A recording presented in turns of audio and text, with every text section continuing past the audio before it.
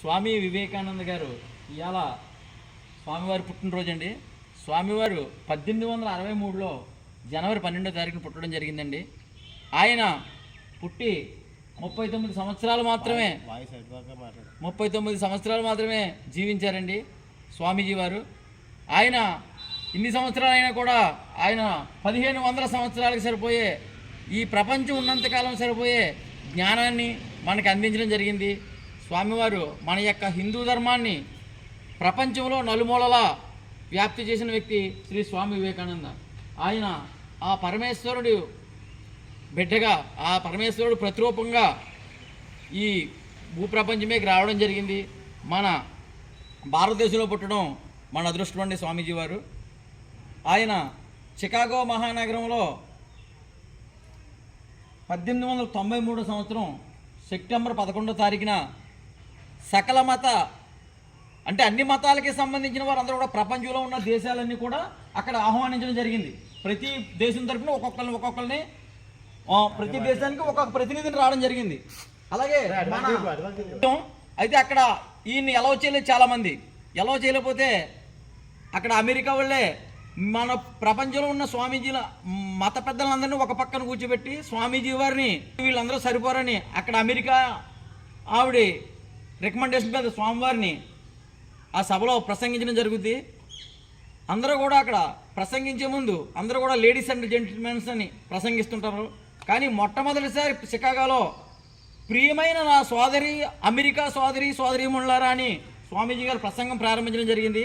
ఆ మాటకే అమెరికా ప్రజలందరూ కూడా, అన్ని దేశాల ప్రజలు కూడా కరతాళ ధ్వనులతో ఆ మాట వాళ్ళ గుండెలో నాటుకుందనమాట. ఈయన మాట్లాడిన మాట ఫస్ట్ పదం. అక్కడ అమెరికా వాళ్ళు కానీ అన్ని దేశాలలో కూడా మామూలుగా gentlemen's and ladies and gentlemen's అని మాట్లాడేవారు. కానీ ఈయన మనస్ఫూర్తిగా ప్రియమైన నా సోదరీమణులారా అని ప్రారంభించడం జరిగింది ఆంగ్లంలో. ఆ మాటకే ఆ కరతాళ ధ్వనుల నుంచి చేరుకునేసరికి ఒక 5 నిమిషాలు పట్టిందటండి ఆ ధ్వనులు, అంటే ఈయన మాట్లాడిన మాటకి. అలాగే ఈయన ప్రసంగం, ఈయనకి 10 నిమిషాలు ఇచ్చిన ప్రసంగాన్ని 2 గంటలు ఏకదాటిగా మాట్లాడినా సరే మన యొక్క భారతదేశం యొక్క సంస్కృతి సాంప్రదాయాల గురించి చక్కగా వివరించడం జరిగింది. అలాగే ఆ చికాగో మహాసభ విజయవంతం అవడంతో ప్రతి దేశం వాళ్ళు కూడా ఈయన పిలవడం, ఈయనతో ప్రసంగాలు ఇప్పించుకోవడం ప్రతి దేశంలోని. అలాగే మన యొక్క భారతదేశ సంస్కృతి సాంప్రదాయాలను, మన యొక్క ఆధ్యాత్మికతని ప్రపంచానికి చాటి చెప్పిన వ్యక్తి శ్రీ స్వామి వివేకానంద.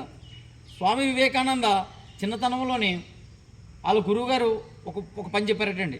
అదేంటంటే, బాబు మీరు ఇంట్లో వాళ్ళు ఎవరో చూడకుండా ఒక గుప్పుడు బియ్యం పట్టరండి అని గురువుగారు పిల్లలందరికీ చెప్పారట. ఈయన చదువుకునేటప్పుడు పిల్లలందరూ తెచ్చారట. కానీ వివేకానంద తేలేదట. అందరిని అడిగాడు గురువుగారు, నువ్వు ఎందుకు తేలేదయ్యా అని వివేకానందని అడిగాడట.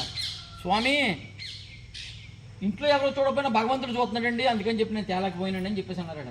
ఆ మాటకి గురువుగారు ఈయన మహావ్యక్తి అవుతాడని చెప్పి ఆయన ప్రత్యేకంగా బాగు చేయడం, రామకృష్ణ పరమహంస ఆయన గురువుగారు అలా చేసేవారండి. ఒకసారి ఈయన అమెరికాలో ఉన్న టైంలో ఈయన ప్రొఫెసర్ గారు ఒక ఆయన ఉంటుంటాడు. ఈయన హిందుత్వం గురించి చెప్తుంటే ఆయన క్రిస్టియన్ అనమాట.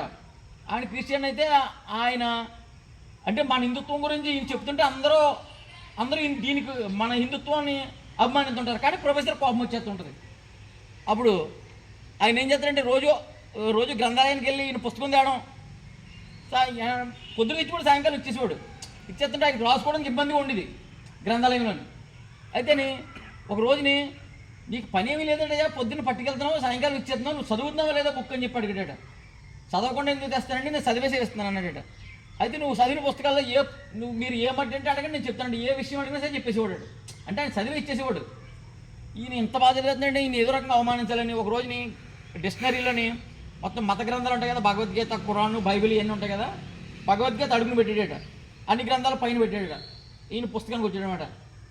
చూసేవా వివేకానంద, మీ భగవద్గీత అడుగునుంది అన్నాడు ప్రొఫెసర్, అక్కడ పుస్తకాలు రాసి ఆయన. అప్పుడు ఈయన అన్నాడంట, మంచి పని చేశారండి, మా భగవద్గీత లేకపోతే మీ ఏవీలో అన్ని కింద పడిపోను, నా భగవద్గీత మీ అందరినీ కాపాడుతుందని చెప్పాడు. అదేంటి స్వామి వివేకానంద గారి గొప్పతనం. స్వామి వివేకానందకి జై.